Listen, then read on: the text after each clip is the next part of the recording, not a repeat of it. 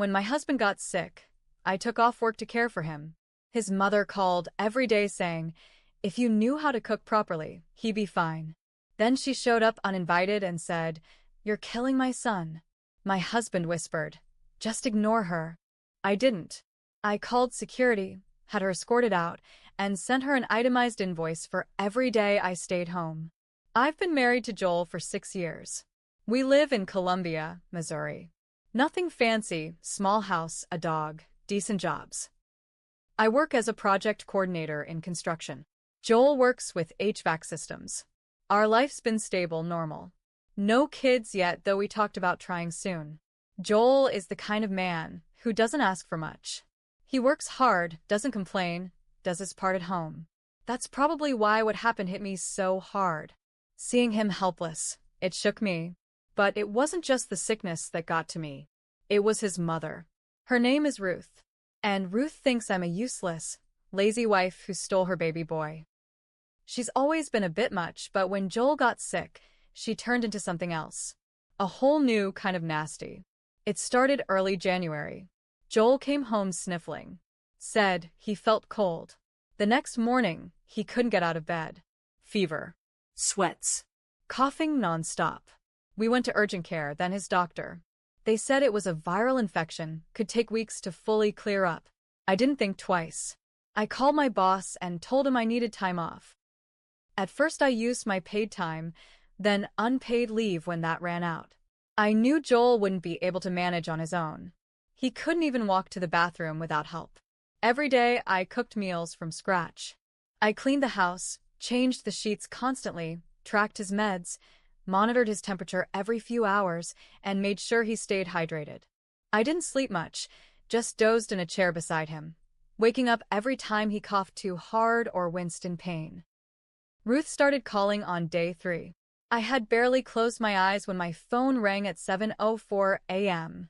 If you knew how to cook real food, he wouldn't be this sick, she said. What? I'm just saying. You need to feed him properly. No frozen crap. No boxed food. That stuff ruins your body. I held back a scream. I told her I was making soup, keeping him warm, giving him medicine. Did you make the broth from scratch? She asked. Or did you just pour out of a can? I said nothing. Unbelievable, she muttered. You think you're helping him? You're not. You're making it worse. Then she hung up. That became the pattern. Morning calls. Sometimes evening ones too. All of them filled with judgment. You're not cleaning the house well enough. Viruses spread on surfaces. Don't you know how to keep a man healthy? You're too young to understand. He needs someone mature taking care of him. I told Joel about the calls. He winced, said, just ignore her. She'll calm down. But she didn't. She showed up. No warning, no call. Just banged on our front door one Friday morning while I was spoon-feeding Joel oatmeal. I opened the door in pajamas. Hair messy. Eyes tired. And there she stood with her arms crossed and a smug look on her face. Where is he? She said, stepping inside like she owned the place. Ruth, I'm taking care of it. Taking care of it? He looks like a ghost. What have you been feeding him? She stormed into the guest bedroom where Joel was resting. He opened his eyes slowly, tried to smile. My baby, she whispered, bending over him. Look what she's done to you. He tried to talk. Mom, stop, she turned to me and said it. You're killing my son. The words hit me like a slap. And before I could respond, Joel whispered, just ignore her. No, not this time. I walked into the kitchen and picked up my phone. I called the security desk at our neighborhood's HOA. There's an unwanted person in my home, I said. She won't leave. I need someone to remove her. They were there in under 10 minutes. Ruth yelled, cried, begged. I'm his mother. You can't kick me out of my son's house. But I didn't flinch. Not even when she called me names. Not even when Joel looked up at me and whispered, Are you sure? Yes, I said. She's not helping. She's hurting. They walked her out. She kept turning back, shouting things like, You'll regret this, and you don't deserve him. I stood in the doorway and watched the car pull away. Then I went back inside, closed the blinds, and sat down at my desk. I opened Excel and made a list. Every single day I stayed home. Every paycheck I missed. Every prescription I bought. Every grocery receipt. Every meal cooked. Every bottle of Gatorade. Every box of tissues. Every hour spent rubbing his back and helping him to the bathroom. I added it all up. It came to just under $5,300. I printed it out and mailed it to her, with a note that said, "If you're going to accuse me of killing your son, you can at least help pay for what it costs to keep him alive." After I mailed that invoice to Ruth, I thought I'd feel some kind of peace. But I didn't. Not right away. She didn't call, didn't text, didn't even send back one of her nasty voicemails. I waited, half expecting her to show up again, maybe with a lawyer or one of Joel's cousins as backup. But all I got was silence. 3 days later, Joel was finally strong enough to sit up for a few hours at a time. He was pale, thinner, but eating again. I helped him shower. We sat on the couch watching TV like nothing had happened. I tried to pretend like things were okay, but they weren't. Joel hadn't said much about what happened with his mom. I gave him space, but the tension between us grew thicker every day. One night, while I was making tea, he finally spoke. "You didn't really have to send her a bill." I stopped stirring. "Excuse me?" He looked tired. He wasn't meeting my eyes. "She's difficult, I know, but she's still my mom. And I'm your wife." I snapped, louder than I meant to. He flinched a little. "I gave up my job to take care of you, Joel. I wiped your face when you couldn't stop throwing up. I barely slept for 2 weeks. And all she did was accuse me of poisoning you." He rubbed his face and whispered, "She didn't mean it. She meant every word. She's hated me from day one, and you've always let her." That shut him up. I left the tea on the stove and went to bed without him. I could hear him cough a little around midnight, but I didn't get up. The next morning, there was an envelope on the kitchen counter. Handwritten. From Ruth. She had mailed a check. For $2,650. Half the amount. There was a note with it.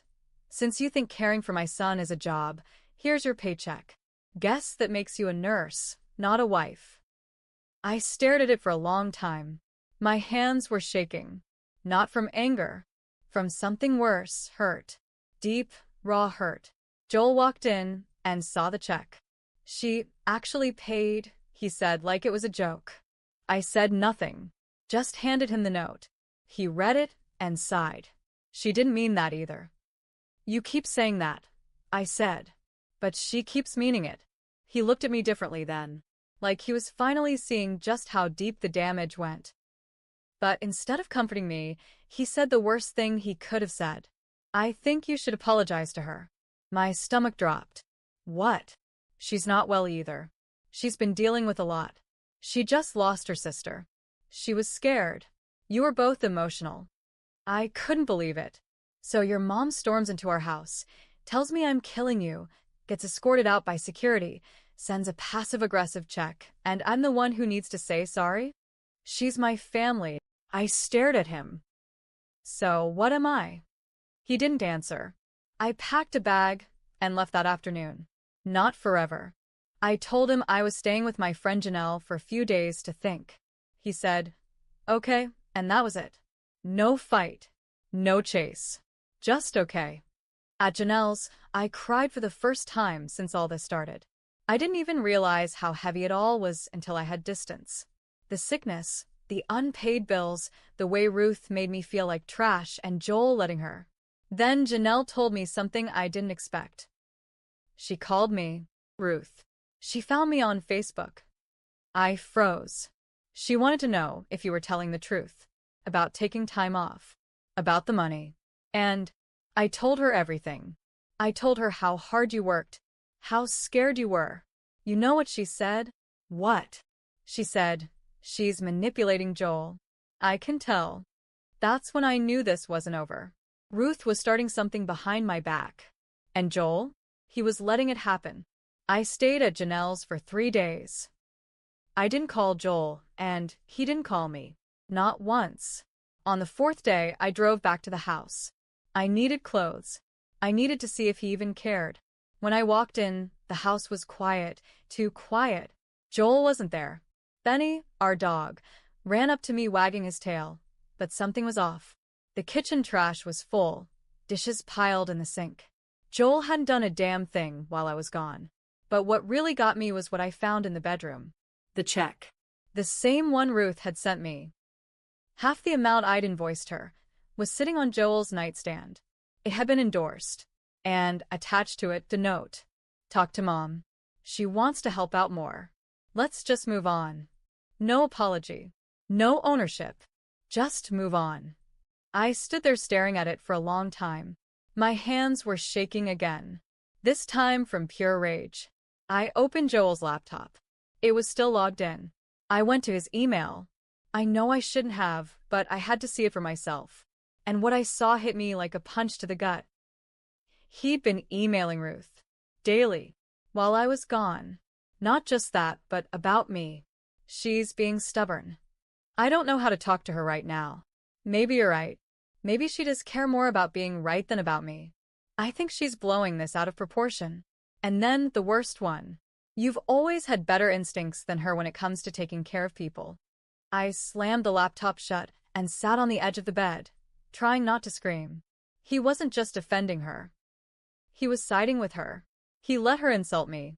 Then he let her pay me like I was a hired caregiver. And now he was turning me into the villain in emails behind my back? That night, when Joel came home, I didn't even say hello.